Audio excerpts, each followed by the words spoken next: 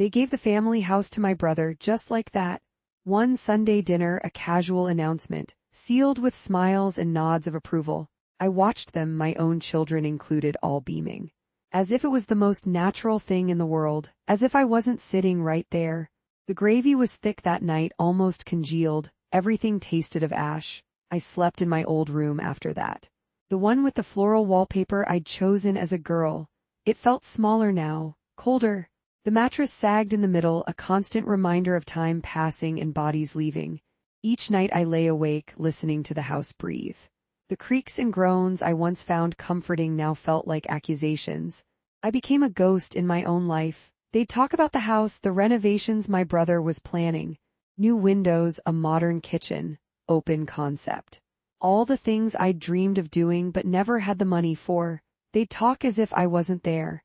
As if my years of scrubbing those floors, of tending to that garden, meant nothing. Sometimes they forgot to set a place for me at the table. I'd watch them eat, their laughter echoing, a joyful sound I no longer felt a part of. I'd quietly fix myself a sandwich in the kitchen, the silence pressing in on me like a shroud. I started taking long walks. Down the same country roads I'd walked as a young woman, pushing a stroller, hand in hand with my husband. Now the only company I had were the crows, their cause a mournful symphony. I picked wildflowers, pressed them between the pages of old books I'd found in the attic. A way to hold onto something beautiful in a world that seemed determined to erase me. I remembered my mother, her strength, her quiet dignity. How she'd held our family together through everything. She never complained, never cried, just kept going. Maybe I had some of that in me. I started baking again, my mother's recipes.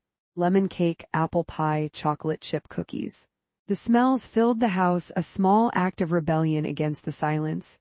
I brought the baked goods to the local shelter, watched the faces light up with a simple pleasure. It was the least I could do. I found an old deed tucked away in a dusty box. A deed to a small plot of land my grandmother had left me. It was overgrown, forgotten, but it was mine. I spent my days clearing the land, pulling weeds, planting seeds. My hands, gnarled and calloused, found a new purpose. I built a small cabin, one log at a time, slowly, painstakingly. It wasn't much, but it was mine. I contacted a lawyer. A young woman, sharp and compassionate, who listened without interrupting. I explained my wishes, my quiet, deliberate wishes. I rewrote the will, the house, the money, everything. It all went to the shelter. I left a letter on the kitchen table.